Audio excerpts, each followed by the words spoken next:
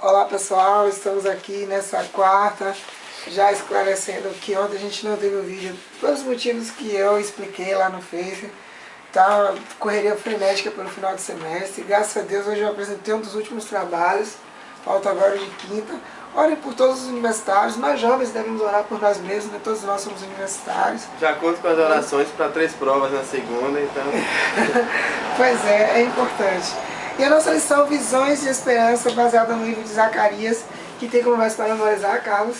Naquele dia, declara o Senhor dos Exércitos: cada um de vocês convidará seu próximo para sentar-se debaixo da sua videira e debaixo da sua figueira. Zacarias 3:10. Amém. A lição de hoje, a de adultos, está espetacular. E você que tem a lição de jovens também, eu faço um apelo. Leia a passagem bíblica para hoje, que é o capítulo 4 de de Zacarias, especificamente o versículo 6. É um dos versículos mais fortes e mais poderosos que existem na Bíblia e na história dos livros dos profetas menores. Zacarias 4:6 diz assim: depois disso o anjo mandou que eu entregasse a Zorobabel. Zorobabel que é um personagem que tem sido constante na lição, né? É porque a história dele é muito interessante. A seguinte mensagem de Deus o Senhor. Olha só que mensagem. Não será por meio de um poderoso exército, não pela sua própria força que você fará o que tem de fazer, mas pelo poder do meu Espírito. Sou eu, Senhor Todo-Poderoso, quem está falando. Em algumas outras traduções esse texto diz assim: não por força, nem por violência, mas pelo poder do meu Espírito, que você fará a obra. Eu, Senhor, estou falando.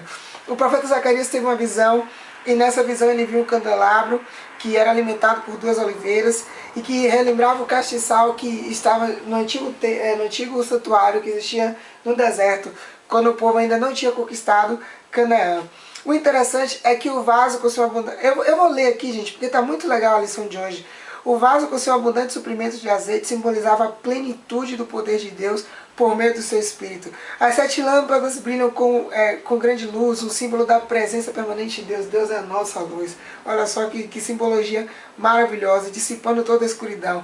Assim como o azeite de oliva é conduzido diretamente das oliveiras para o vaso de azeite no topo do candelabro, sem qualquer intervenção humana, Carlos, presta atenção nisso. O Senhor Deus diz isso para você hoje. Igualmente, o poder que vem de Deus é constante, suficiente e também não necessita de intervenção humana. Deus está conosco. Essa é a parte mais interessante. Olha, o Espírito de Deus, não os esforços humanos, não qualquer luta que Zorobabel tivesse, iriam garantir que a obra fosse concluída. E tem uma outra coisa mais interessante, olha, em qualquer coisa que nós façamos, e isso é importantíssimo, Deus só pode ser glorificado quando todos os detalhes do serviço são guiados pelo Espírito Santo. Isso é muito forte. Às vezes nós estamos fazendo uma obra para a igreja, estamos fazendo uma obra de caridade e tal, e dizendo assim, não, Deus vai ser glorificado nisso. Não, Deus só é glorificado quando a gente tem consciência de que tudo foi guiado apenas pelo Espírito Santo. E olha só que coisa interessante, ali para Zorobabel ia ficar muito claro e muito específico que realmente tinha sido por meio do Espírito Santo. Sabe por quê? Pelas dificuldades que ele estava enfrentando.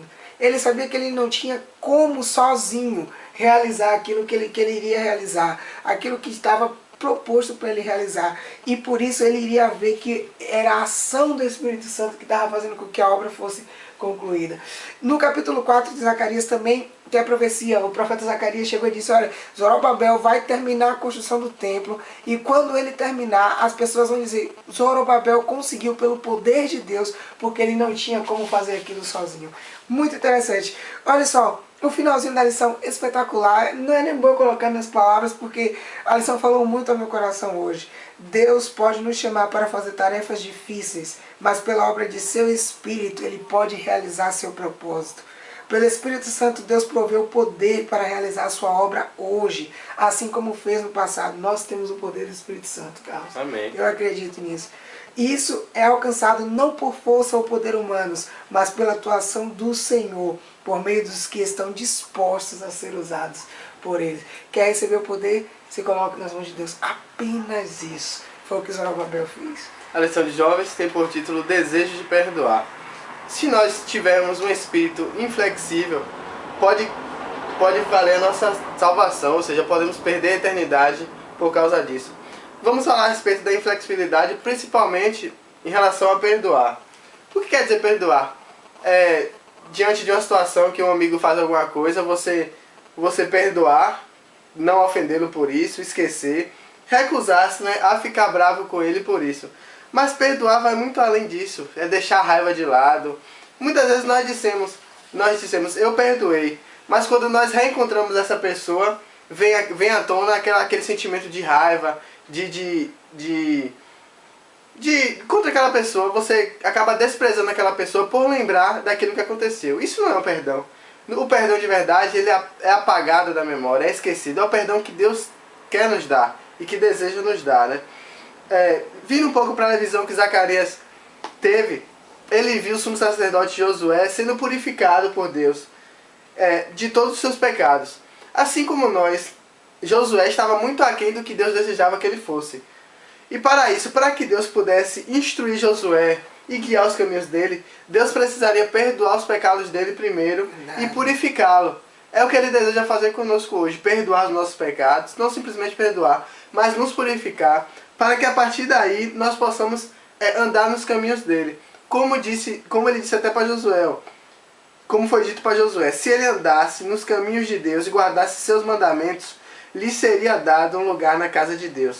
Nós também, Deus deseja perdoar, se nós aceitarmos esse perdão e permitir que Deus nos purifique, nossa vida será diferente. Aceitar esse perdão significa mudar de vida, significa permitir que Deus guie nossos passos a partir dali. E assim, aceitando esse perdão e recebendo essa purificação de Deus, nós poderemos com certeza ter uma vida preparada para o céu. Durante toda essa semana nós estamos aprendendo que Deus, Ele é maior que todos os nossos pecados. Isso é incontestável. Ele é maior que todos eles. E Ele quer nos perdoar de todos eles. Não só perdoar, mas esquecer. Perdoar de verdade.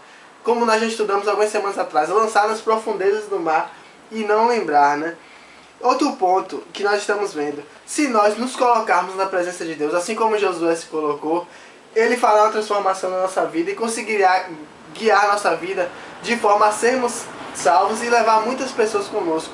Porque nossas vidas refletirá o caráter de Deus e isso levará a salvação àquelas pessoas que estarão à nossa volta. E outro ponto, ao contrário de Satanás que deseja apontar nossos pecados para nos derrubar e para se mostrar superior a nós, Deus deseja apontar também, mas Deus deseja apontar para mostrar que há o perdão para Ele. Amém. Que Ele quer nos perdoar. Então que nós possamos estar permitindo, aceitando esse perdão de Deus e permitindo que Ele nos purifique para que nós possamos estar diante da presença dEle e tendo uma vida nova. Amém. É isso aí. Até amanhã.